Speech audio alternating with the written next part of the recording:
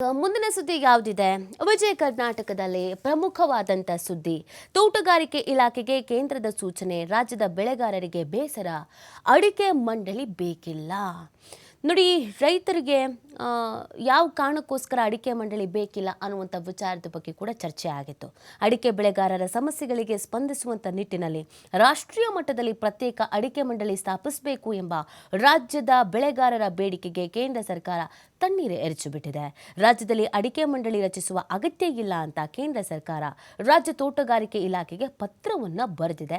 ಬೆಲೆ ನಿಗದಿ, ರೋಗ ನಿಯಂತ್ರಣ, ನಷ್ಟ ಪರಿಹಾರ ನೀಡುವುದಕ್ಕಾಗಿ ಸಂಕಷ್ಟ ಸಮಯದಲ್ಲಿ ಬೆಳೆಗಾರರ ನೆರವಿಗೆ ಧಾವಿಸುವ ಉದ್ದೇಶದಿಂದ ರಾಷ್ಟ್ರೀಯ ಮಟ್ಟದಲ್ಲಿ ಅಡಿಕೆ ಮಂಡಳಿ ತೆರೆಯಬೇಕು ಎಂಬುದು ರಾಜ್ಯದ ಬೆಳೆಗಾರರ ಒತ್ತಾಯ ಆಗಿತ್ತು. ಹೀಗಾಗಿ ಅಡಿಕೆ ಬೆಳೆಯುವ ಪ್ರಮುಖ ಜಿಲ್ಲೆಗಳ ಜನಪ್ರತಿನಿಧಿಗಳು ಅಡಿಕೆ ಪ್ರತ್ಯೇಕ ಮಂಡಳಿ ಸ್ಥಾಪಿಸುವಂತೆ ವಿಧಾನಮಂಡಲದ ಅಧಿವೇಶನದಲ್ಲಿಯೂ ಕೂಡ ಚರ್ಚೆ ಮೂಲಕ ಗಮನ ಸೆಳೆದಿದ್ರು. 2019ರಲ್ಲಿ ಅಂದಿನ ಮುಖ್ಯಮಂತ್ರಿ BS ಯಡಿಯೂರಪ್ಪನವರು ಕೂಡ ಕೇಂದ್ರಕ್ಕೆ ಮನವಿಯನ್ನು ಸಲ್ಲಿಸಿದ್ರು. ಆದರೆ ಇದೀಗ ಅದರ ಅವಶ್ಯಕತೆ ಇಲ್ಲ ಅನ್ನುವಂಥ ನಿಟ್ಟಿನಲ್ಲಿ ಹೇಳಿರೋದ್ರಿಂದ ಸಹಜವಾಗಿಯೇ ಬೇಸರ ಆಗಿದೆ. ಬೇಡ ಅಂತ ಹೇಳೋದಕ್ಕೆ ಏನು ಕಾರಣ? ರಾಷ್ಟ್ರೀಯ ಮಟ್ಟದಲ್ಲಿ ಮಂಗಳೂರಿನಲ್ಲಿ ಕ್ಯಾಂಪ್ಸ್ಕೋ, ಕಾಸರಗೋಡಿನಲ್ಲಿ ಕೇಂದ್ರೀಯ ತೋಟಗಾರಿಕೆ ಬೆಳೆಗಳ ಸಂಶೋಧನಾ ಸಂಸ್ಥೆ, ಅಡಿಕೆ ಮತ್ತು ಸಾಂಬಾರು ಬೆಳೆಗಳ ಅಭಿವೃದ್ಧಿ ನಿರ್ದೇಶನಾಲಯ, ಹೀಗೆ ನಾನಾ ಸಂಸ್ಥೆಗಳು ಅಡಿಕೆ ಬೆಳೆಗೆ ಸಂಬಂಧಿಸಿದಂತೆ ಕಾರ್ಯನಿರ್ವಹಿಸ್ತಾ ಇರೋದ್ರಿಂದ ಹೊಸದಾಗಿ ಮತ್ತೆ ಪ್ರತ್ಯೇಕ ಅಡಿಕೆ ಮಂಡಳಿ ಸ್ಥಾಪನೆ ಅನಗತ್ಯ ಅಂತ ರಾಜ್ಯಕ್ಕೆ ಪತ್ರವನ್ನು ಬರೆಯಲಾಗಿದೆ. ಹೀಗಾಗಿ ಅಡಿಕೆ ಮಂಡಳಿ ಸ್ಥಾಪಿಸಲ್ಲ ಅನ್ನುವಂಥ ನಿಟ್ಟಿನಲ್ಲಿ ತಿಳಿಸಲಾಗಿದೆ.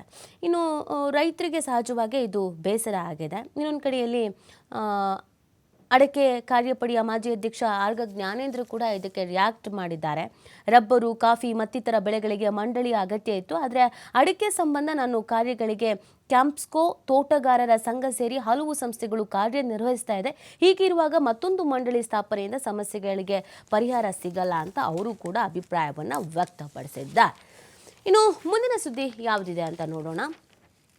ಪುನರ್ರಚನೆಯ ಬಗ್ಗೆ ಹೈಕಮಾಂಡ್ ಜೊತೆ ಚರ್ಚಿಸುವೆ ಅಂತ ಸಿಎಂ ಹೇಳಿದ್ದಾರೆ. ಸಂಪುಟ ಸರ್ಜರಿಗೆ ಚಿಂತನೆಯನ್ನ ನಡೆಸಲಾಗ್ತಾ ಇದೆ ಅಂತ ಬಹುದಿನಗಳಿಂದ ಕೇಳಿಬರ್ತಾ ಇದ್ದಂಥ ವಿಚಾರ. ಅದಕ್ಕೆ ಸಿಎಂ ರಿಯಾಕ್ಷನ್ ಅನ್ನು ಕೊಟ್ಟಿದ್ದಾರೆ. ಹೌದು, ಪುನರ್ರಚನೆಯ ಬಗ್ಗೆ ಹೈಕಮಾಂಡ್ ಜೊತೆಗೆ ಚರ್ಚೆಯನ್ನ ಮಾಡ್ತೀವಿ, ಅವ್ರ ನಿರ್ಧಾರ ಏನು ಅನ್ನೋದನ್ನ ತಿಳಿಸ್ತೀವಿ ಅಂತ. ಈಗಾಗಲೇ ಕೆಲವೊಂದಷ್ಟು ಸಚಿವರ ಕಾರ್ಯವೈಖರಿಯ ಬಗ್ಗೆ ಅಸಮಾಧಾನ ಇದೆ.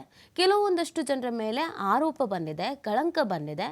ಅವ್ರುಗಳನ್ನು ಹೊರತುಪಡಿಸಿ ಸುಮಾರು ವರ್ಷಗಳಿಂದ ಪಕ್ಷದಲ್ಲಿ ಇರುವವರು, ಪಕ್ಷಕ್ಕಾಗಿ ದುಡಿದವರಿಗೆ ಅವಕಾಶವನ್ನು ಕೊಡಬೇಕು ಅನ್ನುವಂಥ ನಿಟ್ಟಿನಲ್ಲಿ ಹಲವರು ಒತ್ತಾಯವನ್ನು ಮಾಡ್ತಾ ಇದ್ದಾರೆ. ಇದರ ಜೊತೆಗೆ ಇನ್ನೊಂದು ವಿಚಾರ ಏನು ಅಂತಂದರೆ, ಕೆಪಿಸಿಸಿ ಅಧ್ಯಕ್ಷರ ಬದಲಾವಣೆ ಕೂಡ ಆಗಲಿ ಅನ್ನುವಂಥ ಬಿಗಿಪಟ್ಟನ್ನು ಹಿಡಿಯಲಾಗಿದೆ. ಸತೀಶ್ ಜಾರಕಿಹೊಳಿ ಅವರು ಅದಕ್ಕೆ ಸಂಬಂಧಪಟ್ಟಂತೆ ರಿಯಾಕ್ಷನ್ ಅನ್ನು ಕೊಟ್ಟಿದ್ದಾರೆ. ಒಬ್ಬರೇ ಎರಡೆರಡು ಹುದ್ದೆ ನಿರ್ವಹಿಸುವುದು ಕಷ್ಟ, ಹೀಗಾಗಿ ಕೆಪಿಸಿಸಿ ಅಧ್ಯಕ್ಷರ ಬದಲಾವಣೆ ಬಗ್ಗೆ ಎಐಸಿಸಿ ನಿರ್ಧಾರ ಕೈಗೊಳ್ಳುತ್ತೆ ಅಂತ ಕೆಪಿಸಿಸಿ ಕಾರ್ಯಾಧ್ಯಕ್ಷ ಸಚಿವ ಸತೀಶ್ ಜಾರಕಿಹೊಳಿ ಹೇಳಿದ್ದಾರೆ. ಅಂದರೆ DK ಶಿವಕುಮಾರ್ ಅವರು DCM ಆಗಿ ಮತ್ತು ಕೆಪಿಸಿಸಿ ಅಧ್ಯಕ್ಷರಾಗಿ ಎರಡು ಪ್ರಮುಖವಾದ ಜವಾಬ್ದಾರಿಯುತ ಹುದ್ದೆಯನ್ನು ನಿರ್ವಹಿಸ್ತಾ ಇದ್ದಾರೆ. ಎರಡನ್ನು ಬ್ಯಾಲೆನ್ಸ್ ಮಾಡೋಕ್ಕೆ ಕಷ್ಟ ಆಗುತ್ತೆ. ಅದರ ಬದಲು ಕೆಪಿಸಿಸಿ ಅಧ್ಯಕ್ಷ ಸ್ಥಾನವನ್ನು ಬೇರೆಯವರಿಗೆ ಕೊಡಲಿ ಅನ್ನುವಂಥ ಬೇಡಿಕೆಯನ್ನು ಇದೇ ಸಂದರ್ಭದಲ್ಲಿ ಇಟ್ಟಿದ್ದಾರೆ.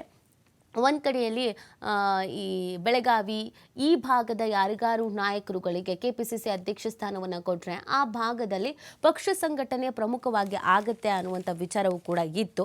ಇದು ಮೊದಲಿಂದಲೂ ಕೂಡ ಇರೋದು. ಕೆಲವೊಂದಷ್ಟು ಜನರು ತಮ್ಮ ಅಭಿಪ್ರಾಯವನ್ನು, ಅನಿಸಿಕೆಯನ್ನು ತಿಳಿಸಿದ್ದಾರೆ. ಹೌದು, ಬದಲಾವಣೆಯ ಅವಶ್ಯಕತೆ ಇದೆ ಅಂತ ಹೇಳಿದ್ದಾರೆ. ಬಟ್ ಹೀಗೆ ಹೇಳ್ತಾ ಮುಂದಕ್ಕೆ ಹೋಗ್ತಾ ಇದೆ. ಈಗ 2 ವರ್ಷ ಆಯಿತು ಸರ್ಕಾರ ರಚನೆ ಆಗಿ. ಇದರ ಬೆನ್ನಲ್ಲೇ ಮತ್ತೆ ಈ ವಿಚಾರ ಮುನ್ನೆಲೆಗೆ ಬಂದಿದೆ. ಹಾಗಾಗಿ ಆದರೂ ಆಗಬಹುದು, ಮೇಜರ್ ಸರ್ಜರಿ ಆದರೂ ಆಗಬಹುದು ಅನ್ನುವಂಥ ಯೋಚನೆಯನ್ನು ಮಾಡಲಾಗ್ತಾಗಿದೆ.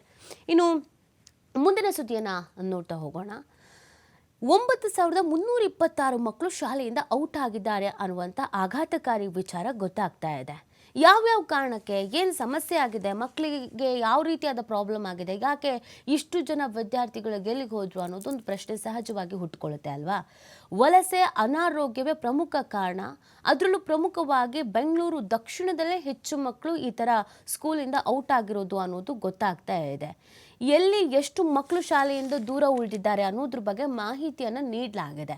ಎಲ್ಲೆಲ್ಲಿ ಅಂತ ನೋಡೋದಾದ್ರೆ ನೋಡಿ, ಚಿಕ್ಕಮಗಳೂರಿನಲ್ಲಿ 196 ಮಕ್ಕಳಂತೆ, ಧಾರವಾಡದಲ್ಲಿ 170, ಚಿಕ್ಕಬಳ್ಳಾಪುರದಲ್ಲಿ 150, ಶಿರ್ಸಿಯಲ್ಲಿ 141, ಹಾವೇರಿ 122, ಶಿವಮೊಗ್ಗ ಗದಗದಲ್ಲಿ 112, ಹಾಸನ ತುಮಕೂರಲ್ಲಿ 108, ಕೋಲಾರದಲ್ಲಿ 107, ರಾಯಚೂರಿನಲ್ಲಿ 100, ಉಡುಪಿಯಲ್ಲಿ 96, ಹಾಸನದಲ್ಲಿ 92, ಮೈಸೂರಿನಲ್ಲಿ 85, ರಾಮನಗರದಲ್ಲಿ 84, ಬೆಳಗಾವಿ ಚಿಕ್ಕೋಡಿಯಲ್ಲಿ 83, ವಿಜಯಪುರದಲ್ಲಿ 76, ಮಂಡ್ಯದಲ್ಲಿ 72, ಕೊಡಗಿನಲ್ಲಿ 50, ತುಮಕೂರಿನಲ್ಲಿ 49, ದಕ್ಷಿಣ ಕನ್ನಡದಲ್ಲಿ 43, ಬೀದರ್ನಲ್ಲಿ 26, ಉತ್ತರ ಕನ್ನಡ ಬಾಗಲಕೋಟೆಯಲ್ಲಿ 14 ಮಕ್ಕಳುಗಳು ಶಾಲೆಯನ್ನು ಬಿಟ್ಟಿದ್ದಾರೆ. ಶಾಲೆಯನ್ನು ಮೊಟಕುಗೊಳಿಸಿರುವಂತಹ ವಿದ್ಯಾರ್ಥಿಗಳು 5728 ಮಕ್ಕಳನ್ನ ಸಮೀಪದ ಶಾಲೆಗಳಿಗೆ ದಾಖಲಿಸುವಂತ ಪ್ರಕ್ರಿಯೆಗಳು ಪ್ರಗತಿಯಲ್ಲಿದೆ.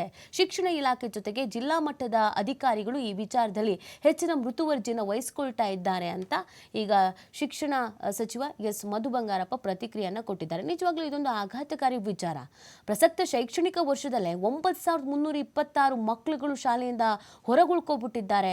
ಶಿಕ್ಷಣ ಇಲಾಖೆ ಅವರನ್ನ ಮತ್ತೆ ಶಾಲೆಗೆ ಕರ್ಕೊಬಂದು ಸೇರಿಸುವಂತ ಪ್ರಯತ್ನವನ್ನ ಮಾಡ್ತಾ ಇದ್ದಾರೆ ಅಂತಂದ್ರೆ ನಿಜವಾಗ್ಲೂ ಶಾಕಿಂಗ್ ಅಂತ ಅನ್ಸುತ್ತೆ. ಇದಕ್ಕೆ ಸಂಬಂಧಪಟ್ಟಂತೆ ಸರ್ಕಾರ ಶೀಘ್ರ ರೀತಿಯಾಗಿ ಹೆಚ್ಚಿನ ಗಮನವನ್ನ ಹರಿಸಬೇಕಾಗತ್ತೆ. ಯಾಕೆ ಮಕ್ಕಳು ಸ್ಕೂಲ್ ಬಿಡ್ತಾ ಇದ್ದಾರೆ, ಏನು ಸಮಸ್ಯೆ ಆಗ್ತಾ ಇದೆ, ಆ ಸಮಸ್ಯೆಗೆ ಪರಿಹಾರ ಏನು ಗೆತ್ತ ಇದೆಲ್ಲವನ್ನ ಕೂಡ ಕಂಡುಕೊಳ್ಳುವಂತ ಪ್ರಯತ್ನವನ್ನ ಮಾಡಬೇಕಾಗತ್ತೆ. ಈಗ ಶಿಕ್ಷಣ ಸಚಿವರು ಪ್ರತಿಕ್ರಿಯೆ ಕೊಟ್ಟಿದ್ದಾರೆ. ಈ ಬಗ್ಗೆ ನಾವು ಕೂಡ ಚಿಂತನೆಯನ್ನ ಮಾಡ್ತಾ ಇದ್ದೀವಿ, ಯೋಚನೆಯನ್ನ ಮಾಡ್ತಾ ಇದ್ದೀವಿ ಮತ್ತು ಸ್ಕೂಲಿಗೆ ಕರ್ಕೊಂಡು ಬಂದು ಸೇರಿಸುವಂತ ಪ್ರಯತ್ನವನ್ನ ಮಾಡಲಾಗ್ತಿದೆ ಅನ್ನೋದ್ರ ಬಗ್ಗೆ ಪ್ರತಿಕ್ರಿಯೆಯನ್ನ ಕೊಟ್ಟಿದ್ದಾರೆ.